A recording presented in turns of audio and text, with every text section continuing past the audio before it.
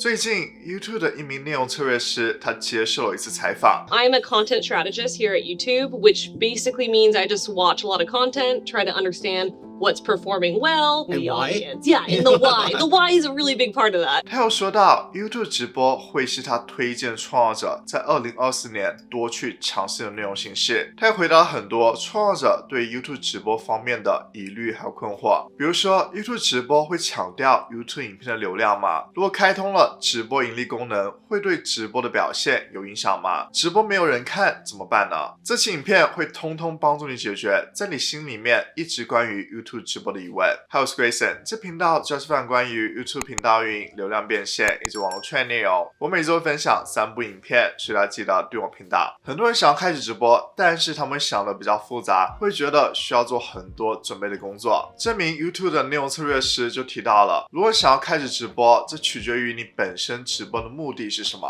如果你是已经想清楚了，你直播的目的就是想获得更多流量，你是有内容策略的，那么你就需要选定一个时间去坚持下去。If you're someone who wants to get into live as like a consistent part of your strategy, I would say the number one thing you want to do is just pick a day and a time that you can commit to, whether that's on a daily basis or a weekly basis or even a monthly basis, totally up to you. 但是如果你说你只想尝试一下直播这个功能，去和观众进行互动，那么就可以选择在一个特殊的时候去开始直播。比如说，当你达到了1000个订阅人数的时候，你就可以进行一场 YouTube 直播，和你观众进行互动，去感谢你的观众。But if you're a creator who's not looking necessarily to do live all the time, you can kind of think of that more as like an event-based stream for you. It's something that you're probably going to promote and really lean into and like get your audience kind of hyped about before you go do it. 很多人会担心 YouTube 直播会影响到频道里面影片的表现吗？甚至是频道整体流量会受到影响吗？ So we haven't seen any sort of like negative impact coming from introducing a new format like live to the channel, but there are expectations that need to be set in your mind if you're a creator who is traditionally only done one type of format and then you're bridging into a new format. So you don't want to be looking at your VOD and comparing it to your live or vice versa. You want to think of them as distinct formats and measure them against each other. 他回答了一个问题，就是你刚好需要发布一部新影片，同时在那个时间段你有准备开始 YouTube 直播。如果说你先发布影片了，会不会在你直播开始的时候，把本身要观看影片的观众流量带走了，影响到本身影片的表现？还是说你可以先开始直播，然后在直播结束的时候去推荐大家去看你最新发布的影片？来看一下他是怎么说的。So if I'm a viewer and you're like one of my favorite creators, I see you post a new video, I click into that video and at that same time I see you're live. That might be a little rough for me. What am I going to do? I don't want to miss these live so moments I can watch that with video you. anytime, but yeah. Exactly. So that is something to keep in mind. What I would recommend is actually kind of what you're thinking about here. Maybe we go live first and then we launch the video. And if we want to even make it even better, at the end of your live stream, you tell people that's what you're doing. You're like, I have a new video dropping right now. If you guys want to check it out, like go head over. 在我们的 YouTube 直播结束之后，我们是能够选择是否要公开这支直播内容的。那么就会有些人担心，假如说我公开了直播内容，会不会对我频道里面其他的影片有所影响呢？因为在以前 YouTube 直播和 YouTube 长片内容是混合在一起的。假如说一个频道里面直播的影片很多，但是发的长片很少，这会对一些观众产生影响。他们会看起来你频道里面都是直播内容，并没有本身长片内容。A lot of the concerns we saw in the past around this idea of like live and VOD living on the same page were the worry of, you know, I'm putting out high quality VODs a couple times a week or maybe like a couple times a month, and then I'm streaming every day, and all you see when I go on my channel is just all these live streams. And all my sponsors might see is like all these live streams. Exactly, yeah. And so in those cases, what we used to say is like, if you want to archive, you can archive, but definitely put them in a public playlist. That way, even if they are unlisted, people can still access them. But with the content tabs now, don't really see that being as much of a concern. We see a lot of viewership coming into those archives. So as much as like live is an exciting format to watch, obviously, while live, people still are engaging with this content even once it's been archived. So you definitely want to give your viewers a way to access that. Because if I'm a super fan and I missed your live stream, I'm going to be real bummed if I can't rewatch it. 像 YouTube 直播会提供给你丰富的数据，那么你如何分析这些数据去提升你直播质量呢？ The live analytics are really cool too, because you can go in and you can see obviously your peak concurrent viewership.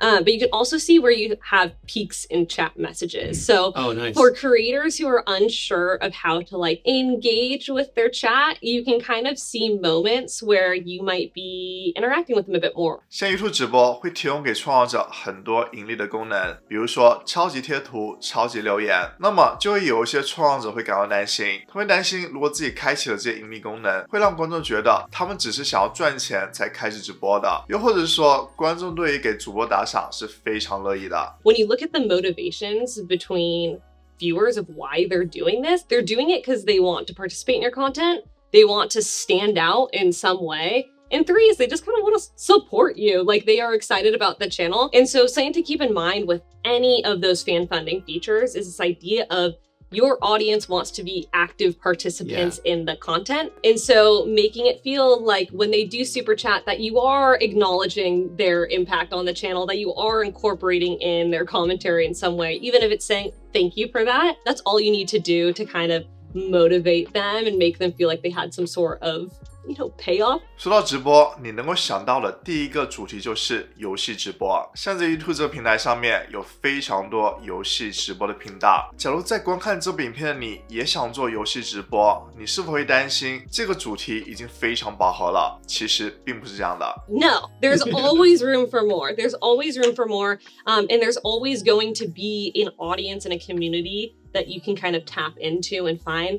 Gaming is been around forever, but so have all these other verticals. So it's a space where you're competing against other games, you're competing within the game that you're in. But no, there's always room to grow. 还是游戏直播，如果在你一开始直播的时候，你选定了一款游戏，那么你就需要一直去坚持直播这款游戏吗？你在之后能够改成其他游戏吗？假如说你更改了，会对频道造成什么样的影响？ You gotta think about not only the games that you're playing, but the type of content you create. Yes. If you're a personality-based streamer and your whole bit is humor, you're gonna probably have an easier time pivoting games. But if you're someone who does like really in-depth educational content, that might be a little bit more difficult if you're doing it for a specific game and then you want to pivot out of not only just that game, but the niche that that game sits in. If you're Minecraft and you're pivoting over into another sandbox type game, it might be kind of easy. If you're Minecraft and you're going to start playing just a ton of Overwatch, your audience is going to be like, what is happening here?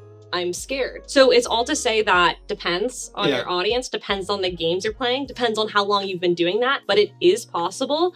It will just require some work. And again, you as a creator setting your expectations for what that performance will be. We usually say you want to give things like 2 to 3 months when you're starting something new and hold with it. And you need to, one, see how it's performing and then be able to look at the data and make adjustments to that content. I want to see what isn't doing well and then iterate on that. 对于主要发 YouTube 长片的频道来说，都是建议你的频道是需要有一定垂直度的。比如说你频道的主题是关于相机摄影的，那么你所讲的影片话题也最好都是关于摄影相机的。那么对于直播来说，也是需要遵守这原则嘛。如果想要进行不同主题的直播，是否需要分开不同的频道，这样才能够获得更多流量？ One of the main 2 things I would like to keep in mind is this idea of topic and tone for your channel. So if I'm introducing something that is maybe incredibly different in topic, right? Maybe I was gaming and then I'm getting into woodworking.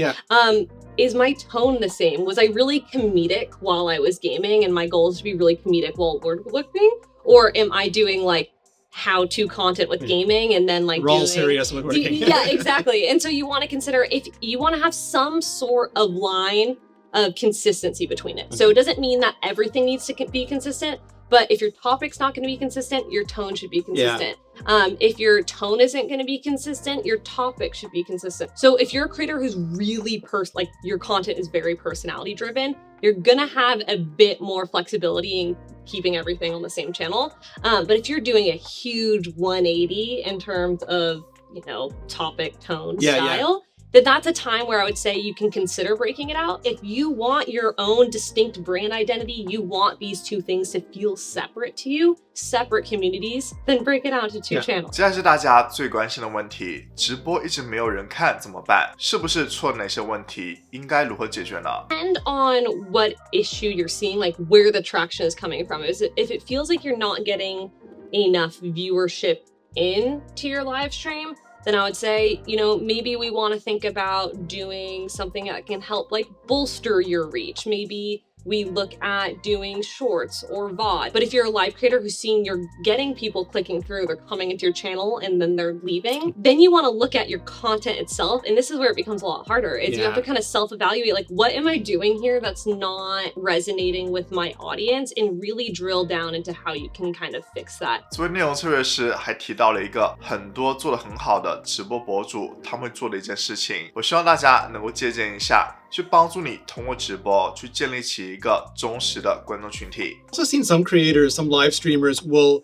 spend, like, instead of a countdown timer, they'll spend the first 5 or 10 minutes doing very deep interaction. Like, they'll shout out the people who arrive first. I think that's so key. I mean, when we look at live, like when you think of live as a format, the first thing that comes to my mind is community engagement. So what better way to start your stream than with like that deep community engagement? It's letting your audience feel seen and included in the content. That small little thing can create such deep community connections and take someone from a very casual viewer to a core fan. These are community members that will shape the experience of your chat for other people coming in. And the other thing that's such a small thing, but if you're someone who uses a face cam while live, when you're answering them, look in the camera. I'm really bad at this, but look into the camera and acknowledge them like you are speaking to them as people. Over time, as you start having these conversations more, as you start interacting live, you'll kind of develop like a culture, kind of like rituals within your content that either you start or your chat starts. Yeah, but the lore. Way, exactly, the lore. And you can kind of foster that.